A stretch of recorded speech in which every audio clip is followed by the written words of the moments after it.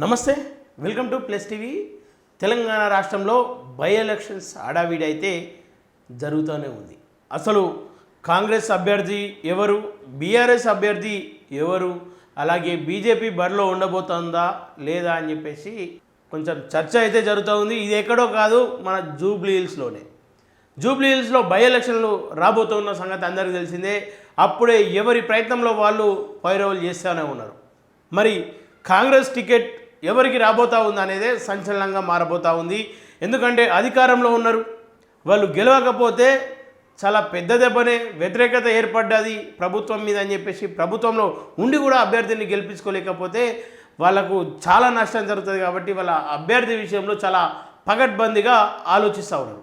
అయితే కొంతమంది పేర్లు తెరపైకి కనిపిస్తూ ఉన్నాయి, ఒకసారి చూసే ప్రయత్నం చేద్దాం. ఇటు నవీన్ యాదవ్, అజరుద్దీన్, నాగార్జున, చిరంజీవి, ఫిరోజ్ ఖాన్. అసలు వీళ్ళు నాగార్జున, చిరంజీవి ఇందులోకి ఎందుకు వచ్చిర్రు, అసలు వాళ్ళ పేర్లు తీసుకోవడానికి గల కారణాలు ఏంది, నిజంగానే వాళ్ళు పోటీలో ఉండబోతూ ఉన్నారా, లేదంటే దీన్ని కొంచెం డైవర్షన్ చేద్దామని చెప్పేసి స్ట్రాటజికల్గా ఏదైనా ప్రయత్నం చేస్తూ ఉన్నారా, ఒకసారి తెలుసుకునే ప్రయత్నం చేద్దాం. అయితే నాగార్జున, చిరంజీవి గురించి ముందుగా మాట్లాడుకుందాం. ఆ ప్రాంతం అంతా కూడా సినీ ఇండస్ట్రీకి సంబంధించిన వాళ్ళు చాలామంది ఆ ప్రాంతంలో నివాసం ఉంటూ ఉంటారు. అటు చూసుకుంటే 7 acres కావచ్చు, అటు ఆ ప్రాంతంలో నాగార్జునకు అలాగే చిరంజీవికి సినీ ఇండస్ట్రీ వల్ల పాజిటివ్ ఉంటుందని చెప్పేసి ఆలోచనతోటి నిజంగానే వాళ్ళు పోటీలో ఉండబోతూ ఉన్నారా, అసలు పాలిటిక్స్తో సంబంధం లేని సినిమా ఇండస్ట్రీ వ్యక్తులు కూడా వీళ్ళ పేరు వచ్చేసరికి కాంగ్రెస్ వైపు చూసే ప్రయత్నాలు చేస్తూ ఉన్నారు. ఇదే కాంగ్రెస్ స్ట్రాటజీ. కానీ వాళ్ళు నిజంగా పోటీలో ఉండడం లేదు అనేది నిజంగా అందరికీ కనిపిస్తుంది. అయితే వాళ్ళిద్దరి వ్యక్తుల పేర్లు తెరపైకి వచ్చినప్పటి నుండి కాంగ్రెస్కు మద్దతుగా నాగార్జున కావచ్చు, అటు చిరంజీవి కావచ్చు ఉన్నారేమో అనే భ్రమలో ఆ ప్రాంతంలో ఉన్నటువంటి సినీ యాక్టర్స్ కావచ్చు, లేదంటే చిన్న ఆర్టిస్టులు కానీ పెద్ద ఆర్టిస్టులు కావచ్చు, చాలామంది కృష్ణానగర్ ఆ ప్రాంతంలో నివాసం ఉంటారు. వాళ్ళకు ఓటాకు కూడా అదే ప్రాంతంలో ఉంది కాబట్టి వాళ్ళను డైవర్ట్ చేయడానికి, వాళ్ళను కాంగ్రెస్ వైపు మలుచుకోవడానికే ఈ స్ట్రాటజీ. ఇక సరే, వీళ్ళిద్దరి విషయం ఇంతటితో పక్కన పెడదాం, ఎందుకంటే వాళ్ళు పోటీలో లేరు, అది ఫైనల్. ఇక ఈ ముగ్గురు గురించి మాట్లాడుకోలేదు. ఫిరోజ్ ఖాన్, అలాగే అజరుద్దీన్, నవీన్ యాదవ్. ఇక ఫిరోజ్ ఖాన్ ఏమనుకుంటా ఉన్నాడంటే, ఆ ప్రాంతంలో నాకు టికెట్ ఇస్తే ఆడ 60% పైగా ముస్లిం ఓట్లు ఉన్నాయి కాబట్టి, నేను ఆ ప్రాంతంలో సుపరిచితుని కాబట్టి, నేను రాష్ట్రం అంతా కూడా తెలిసిన వ్యక్తిని కాబట్టి అక్కడ ఖచ్చితంగా గెలిచి కాంగ్రెస్ను గౌరవం నిలుపుతా అని చెప్పేసి బయలుదేరిండు ఫిరోజ్ ఖాన్. ఇక అట్లాగే అజరుద్దీన్ ఈ మధ్యకాలంలోనే అధిష్టానాన్ని కూడా కలిసిండు, అటు సోనియా గాంధీ, రాహుల్ గాంధీని కూడా కలిసే ప్రయత్నం చేసిండు. మరి వాళ్ళతో కలిసి ఫోటోలు కొంతవరకు సోషల్ మీడియాలో చర్చగా మారింది. టికెట్ ఆల్మోస్ట్ ఆయనకే కన్ఫామ్ అన్న వార్తలు కూడా బయటకు వినిపిస్తూ ఉన్నాయి.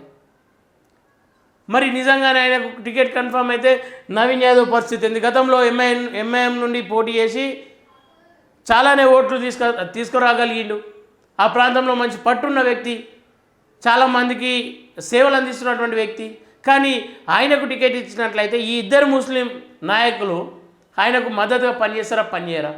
ఒకవేళ పని చేయకపోతే అది బీఆర్ఎస్కు పాజిటివ్ అవుతుందని చెప్పేసి క్లారిటీ ఉండనే ఉంది. ముస్లిం ఓట్లు ఎట్లాగో బీజేపీకి పోవు కాబట్టి బీజేపీ బీఆర్ఎస్ మధ్యలోనే బలమైన పోటీ ఉంటుంది. మరి ఎంఐఎం పోటీ చేసే అవకాశం ఉందా లేదా అనేది కూడా ప్రశ్న వినిపిస్తూ ఉంది. కానీ ఈ మధ్యకాలంలో ప్రభుత్వంతో ఎంఐఎం పెట్టుకున్నటువంటి పొత్తులు కావచ్చు, వాళ్ళ మధ్యలో ఉన్నటువంటి సంబంధాలు కావచ్చు, పోటీ చేయకుండానే ఆపుతారనేది కొంతవరకు వార్త వినిపిస్తూ ఉంది. అది ఎంతవరకు వాస్తవం అనేది మాత్రం క్లారిటీ లేదు. ఇక వీళ్ళలో ఎవరికి టికెట్ ఇస్తే బాగుంటుంది, ఎవరికి టికెట్ ఖరారు అని చెప్పేసి అంటే ఆ ప్రాంతంలో కూడా గతంలో మనం తిరిగే ప్రయత్నం చేసినాం. నవీన్ యాదవ్ పేరు అయితే చాలా బలంగా వినిపిస్తున్నటువంటి సందర్భాలు. అలాగే బీఆర్ఎస్ నుండి చూసుకుంటే ఎవరైతే బీఆర్ఎస్ ఎమ్మెల్యే చనిపోయిందో అదే వ్యక్తి కుటుంబానికి ఇవ్వాలని చెప్పేసి చాలామంది మాట్లాడుకుంటూ ఉన్నారు, వినిపిస్తూ ఉంది. కానీ బీఆర్ఎస్ నుండి కూడా అనేక మంది ఆశావాహులు ఉన్నారు. ఆ కుటుంబానికి ఇస్తే గెలిచే అవకాశం లేదు. సరే, చనిపోయిందైనా సానుభూతి ఉండొచ్చు కాక, కానీ గ్రౌండ్లో ఆయన పైన అంత మంచి ఇంప్రెషన్ లేదని చెప్పేసి క్లారిటీగా వినిపిస్తూనే ఉంది. ఈ సమయంలో బీఆర్ఎస్ కూడా తప్పటడుగు వేస్తే మాత్రం ఖచ్చితంగా ఓడిపోయే అవకాశం ఉంటుంది. ప్రభుత్వం ఉన్న వ్యతిరేకతను క్యాచ్ చేసుకోవాలని చూస్తూనే ఆయన పైన ఉన్న సానుభూతిని కూడా క్యాచ్ చేసుకోవాలనుకుంటుంది. కానీ అభ్యర్థి ప్రకటనలో కొంచెం ఆశతూచి అడుగు వేస్తే బాగుంటుందని చెప్పేసి పార్టీ శ్రేణులు చెప్తా ఉన్నారు. నవీన్ యాదవ్ విషయానికి వస్తే ఆ గ్రౌండ్లో అయితే బలంగానే ఉంది. హజరుద్దీన్కు ముస్లిమ్స్ ఓట్లు ఏవైతే ఉన్నాయో అవి పాజిటివ్ అయ్యే అవకాశం ఉంటుంది. ఇక ఫిరోజ్ ఖాన్ ఏదైతే అనుకుంటుండో గతంలో ఆయనకు సంబంధించిన ఒక కాన్స్టిట్యున్సీ నుండి పోటీ చేసిండు, ఆయనకి ఇచ్చిన పెద్ద ఇంపాక్ట్ అయితే కనిపించదు. గతంలో దొంగోట్లు అవి ఇవి అని చెప్పిండు. సరే, ఎంతవరకు వాస్తవం అవాస్తవం అనేది పక్కన పెడితే ఈ ప్రాంతంలో అయితే ఆయనకు బలమైన పట్టు లేదని చెప్పేసి వినిపిస్తూ ఉంది. ఒకవేళ ఈ టికెట్ ఇవ్వగలిగితే హజరుద్దీన్కా లేదంటే నవీన్ యాదవ్కా ఇద్దరికి ఇవ్వగలిగితే గెలిచే అవకాశాలు బలంగా కనిపిస్తూ ఉన్నాయి. నవీన్ యాదవ్కి ఇస్తే వీళ్ళిద్దరికి అట్లా పని చేయగలిగితే నవీన్ యాదవ్ గెలుస్తాడు. ఒకవేళ నవీన్ యాదవ్కి ఇవ్వకుండా హజరుద్దీన్కి ఇస్తే వాళ్ళందరూ కలిసి కరెక్ట్గా పని చేయగలిగితే గెలిచే అవకాశాలు ఉంటాయి. కానీ బీజేపీ అభ్యర్థిని ప్రకటన తర్వాత ఎవరు గెలవబోతూ ఉన్నారని చెప్పేసి ప్రజలు కూడా నిర్ణయించుకోవడానికి అవకాశాలు ఉంటాయి. సో జూబ్లీహిల్స్ ఎన్నికల్లో అయితే ఆల్మోస్ట్ హజరుద్దీన్ పేరు అయితే వినిపిస్తూ ఉంది. ఆయనకే టికెట్ ఖరారైందని చెప్పేసి చెప్తా ఉన్నారు. చూడాల్సిన అవసరం ఎంతైనా ఉంది. మరి ఎవరికి కన్ఫర్మ్ అయింది? ఆయన నిజంగా పోటీలో ఉండబోతూ ఉన్నారా? ఒకవేళ ఆయన పోటీలో ఉంటే అపోజిషన్ వాళ్ళ నుండి ఎవరు రాబోతూ ఉన్నారని చెప్పేసి వేచి చూస్తూ ఉన్నారు ఆ ప్రాంత ప్రజలు. అలాగే రాష్ట్రంలో కూడా దీని గురించి చర్చ నడుస్తూ ఉంది. ఎందుకంటే ఇప్పుడున్నటువంటి బై ఎలక్షన్ అదొకటి కాబట్టి. సో చూస్తూనే ఉండండి plus TV. Thank you everyone.